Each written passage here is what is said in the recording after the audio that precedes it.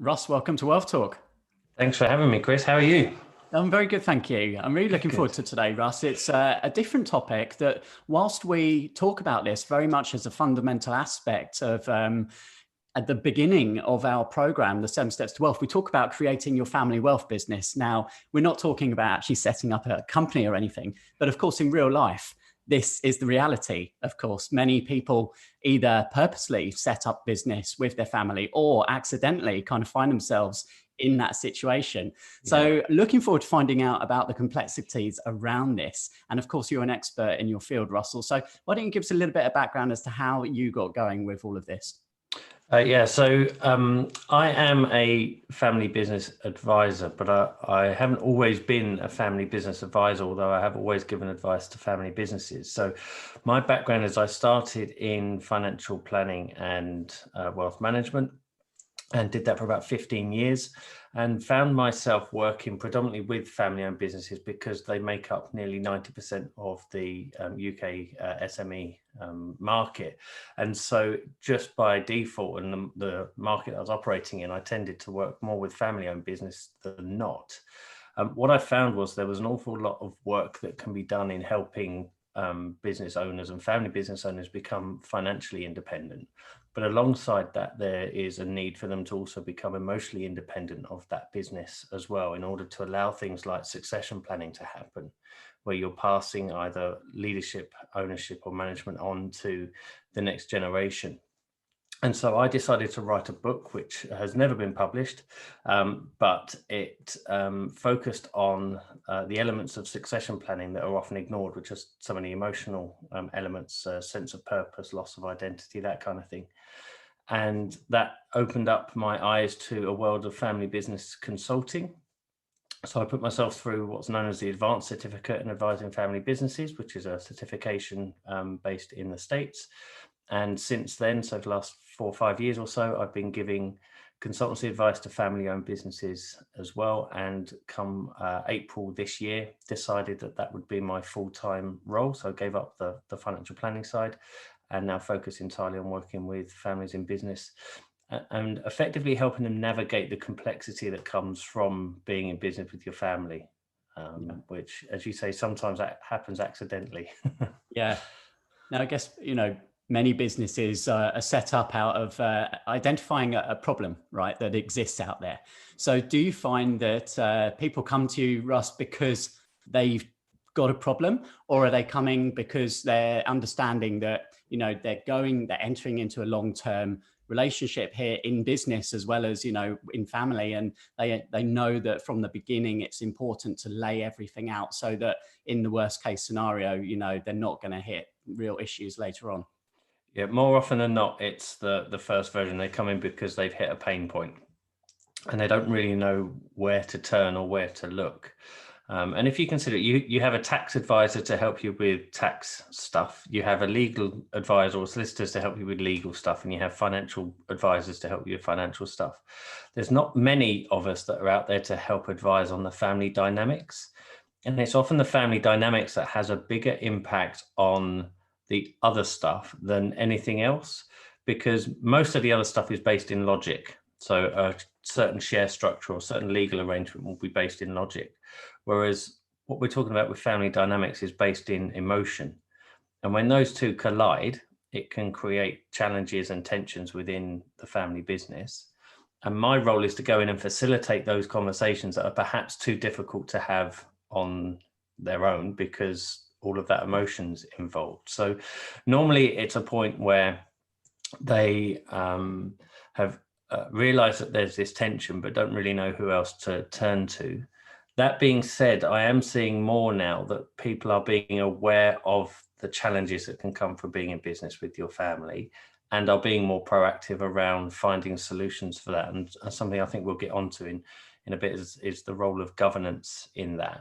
And families are starting to see actually it doesn't mean we don't like each other or don't trust each other if we put things in place that deal with the bad side of stuff. Doesn't mean it's going to happen. It's like having a will. Just because you've got a will doesn't mean you're then going to die. So it's the same sort of stuff. Putting this governance stuff in place is to help you perform and enhance your performance as a family, rather than create permission for things to go wrong. Okay, so before we do dive into some of those areas then, Russ, just so our listeners understand, what the issues are if they don't kind of address these. I mean, you've been in this business for 15 years now. So, what are some of the, I guess, the telltale, things to avoid to make sure that people understand the importance? So the primary or the biggest example, I guess, is succession planning. Now, when you talk to a lawyer about succession planning, they're talking about when you die and pass on and what happens to your estate. Succession planning within a family business is what's happening to that business whilst you're still alive, hopefully, because you don't necessarily want it to be left until you die, because then it's out of your control. It's left to whatever's happened in your will, and you're not there to kind of enjoy the fruits of your labor so much. But in terms of succession planning, for example, a prime example is saying, let's lump everything in together when we talk about succession. So are you taking on the ownership of that business? Are you taking on a management role in that business, or are you taking on a leadership role in that business as part of your succession plan? And very often they're all lumped in together, and that can be really complicated to deal with, because ownership means something different to management. And there's a really handy model, which is difficult to articulate on a podcast. But if you imagine a Venn diagram with 3 circles, so the first 2 circles are present within any owner-managed business. And you've got an ownership system, which is where you're making decisions as a business owner. And then you've got a management or business system where you're making decisions as a manager or director within that business. And sometimes they overlap and create conflict, because what's right for the management side of it might not be right for the ownership side of it. So that creates some complexity that needs to be managed. If you overlay that with a 3rd circle, which is a family circle, and not the box of biscuits you get out at Christmas, but a family system that sits over the top of those 2 circles, you've gone from a model with 3 sections and a degree of complexity to a model with 7 sections and a far higher degree of complexity. So you might have family members who don't own or work in the business, who are able to influence that business. So spouses, for example, of people who own and run family businesses can influence those businesses. And having a set of rules that governs that family system, that says, this is why we own the business, this is what it is intended to do, here's who can own shares, here's a route to management, you have to go through a particular management development path to get to that level within the business. That's what we refer to as governance in the family business consulting world. Having those in place helps to smooth out the potential for tension within that family business, because otherwise a lot of it is based on assumption. A lot of it is based on the informality that exists around families when they're managing wealth or a business. And so having it written down kind of takes the personal side out of it a little bit, because you're not pointing fingers at each other saying, well, I think this should happen, I think that should happen. You're having a discussion and creating one instrument's called a family charter, which documents everything that the family stands for, what their values are, what the vision of the business is, who can own it, all that kind of stuff is included in a family charter. So having these things in place, again, doesn't mean that someone's going to come in and stop people doing what they want to do. It just formalizes and enhances what's going on within that business. Yeah, so I like the sound of that. So there may well be people listening right now, Russ, who may just be husband and wife in business, that kind of situation, and everything's ticking along perfectly well so far. What would be just the minimum steps you would say to someone like that right now, just to make sure that they've got a document that's some kind of agreement? What would be those first steps? So typically with a husband and wife team, what would generally happen is you'd have a 50-50 split on those shares, because that makes sense from a tax perspective, because you can split dividend and income from that business. But what's important to have is a shareholders agreement. So the shareholders agreement formalizes how people can get rid of shares, for example, and puts a formal legal structure around that ownership. What happens to those shares on death? What happens to those shares on divorce? Things like that. Because otherwise, again, it's that lack of formality that often exists at the early stages of a business, because let's face it, you've got far more important things to be dealing with than creating formal legal structures that deal with when things go wrong. You've got a business to build. You're doing this out of a passion. You're doing this out of something that's driving both of you. But having those discussions around a shareholders agreement, which would be with your lawyer, to formalize that structure, means that you're then protecting yourselves against future disputes. Prime example of that is, again, it's very stereotypical and it sounds very sexist, but it is very common, is a husband will start a business and the wife will be a 50% shareholder. And then if later on, 5-10 years down the line, there's a divorce, those shares should be split 50-50. Now that can have very damaging effects on the business itself, because the business assets might need to be sold in order to pay out those shares. You've got to create that kind of thing. And it can be really troublesome. So it's having those conversations at the beginning to say, this is what, if we hope nothing bad happens, but if it does, let's have an insurance policy against it, and let's have something formal in writing that outlines how it's all dealt with. The benefit of doing that whilst things aren't going wrong is, rather than looking at it from the point of view of, oh, he or she doesn't trust me, which is why we're having this conversation, look at it from the point of view as, we trust each other implicitly. That's why we're having this conversation. We're having this conversation because we really trust each other, and we know that we're going to enter into these agreements in good faith. And therefore it helps to make that a smoother process as well. But in those early stages, I would get those formalities done. One other thing on that side of it is, I would also suggest that you create clear boundaries between your business and your relationship, because it can be, again, really easy if you're in business with your spouse for everything to just be taken up by the business. And that's, that can be damaging over the long term to relationships and to people's perspectives. Is if you're just talking about business 24/7, then you're forgetting all the other important stuff. Yeah. Now, one of the other most wonderful tools in the wealth building toolbox is SSAS pensions, which I know you're familiar with as well, Russ. And of course, you can have, your whole family as trustees there. So perhaps, if we could touch on some of the areas, perhaps around governance, around SSAS as well, Russ. Again, it's a big sweeping statement, but something like a family charter or family wealth charter, if it's dealing with wealth rather than a business, just kind of outlines, it's not legally binding. So it's not something where you have to have all the legal wording. It can be in the family's own words. And it just outlines why you're doing something. And it sounds very straightforward, but 5-10 years down the line, it can be really easy to forget why it was that you went into this in the first place, be that a SSAS, be that a business, be that any form of collective activity with the family.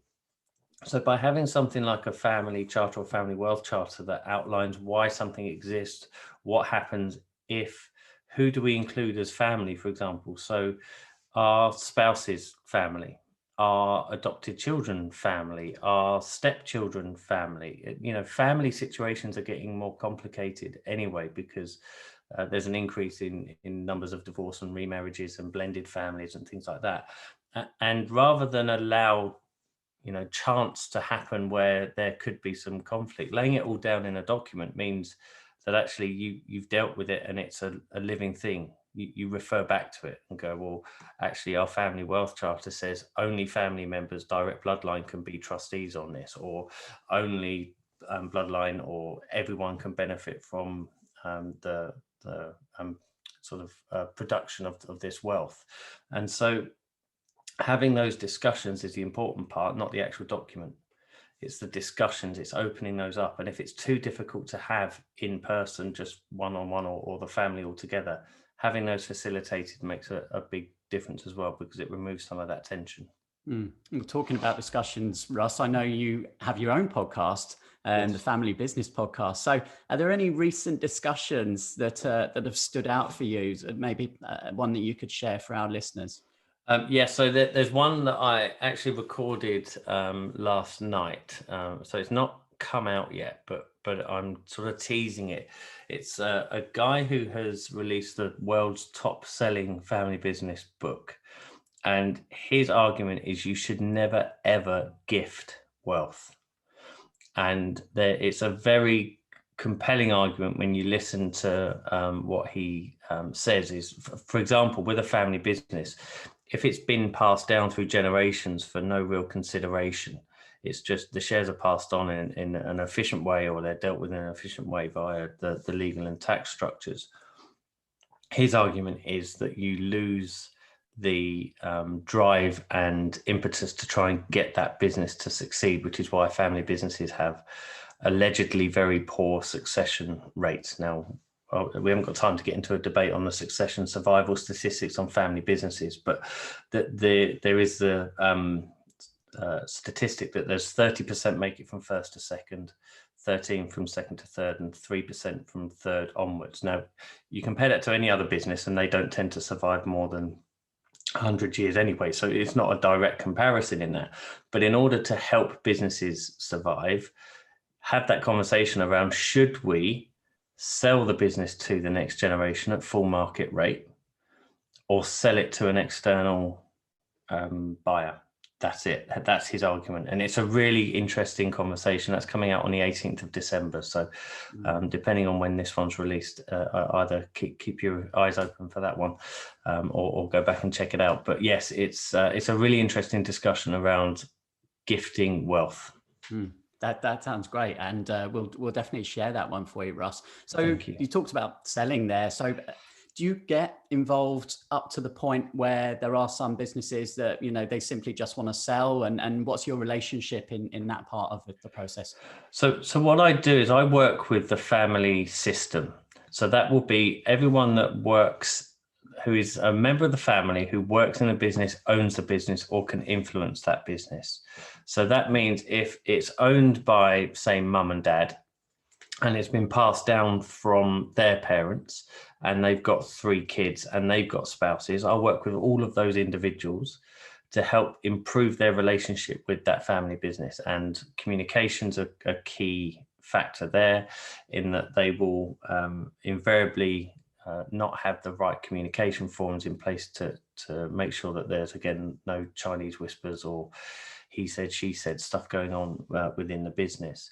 But in terms of the sale, I can then be involved after the sale in helping them decide what to do next. So what do they want to do as a family? What do they stand for as a family? What impact do they want to have with the proceeds from that sale? If they're financially independent as a result of that sale and want to do something different that gives them a sense of purpose and a sense of well-being, then we discuss that as well. So although there's a business at the center of this, and I'm a family business consultant, I work with the family system to help them understand what it is that's really important to them in owning either that business as an asset or something else as an asset. That's great. Yeah. So I guess then, to summarize, Russell, there are some top tips to leave listeners on when it comes to the subject of family, families in business, what would those key areas be? So probably 2 main key areas. The first one being communicate. Make sure you communicate with each other, and if there are taboo subjects, if there are elephants in the room, if there are things that you are concerned about raising because you don't want to upset or don't think that there's the sort of safe environment to be able to do that without it causing tension, look to an external facilitator to help come in and host those. So communication is a very, very big tip. Make sure that's effective. The second one is to ensure that there are the relevant boundaries between family and business. Families are a very precious unit. They're a very special thing. We don't get another chance to come back and have a different family. And some people might think that's a good thing or a bad thing. But generally speaking, your family is a very, very precious unit. And letting a business or an element of wealth get in the way of that can be very damaging. And it's often not until it's too late that people realize that they focused on the wrong thing. So make sure there's relevant boundaries in there and you have time as a family doing family things rather than just focusing on the business or the wealth side of things. Thank you for being a great guest today, Russ. And if someone wants to check out your podcast or follow some of your writings online, where's the best place for them to go? So the podcast is called the Family Business Podcast. It took ages to come up with the title, but if you search on iTunes or Spotify, it's on there, and that is supported by the Institute for Family Business here in the UK. I also have a website, which is familybusinesspartnership.com, and there's details on there. There's a guide to governance and a guide to consulting on there that people can download and have a read of. And if you want to get in touch with me, LinkedIn or Twitter, I'm more than happy to have conversations there too. Thanks, Russ. Cheers, Chris. Thank you.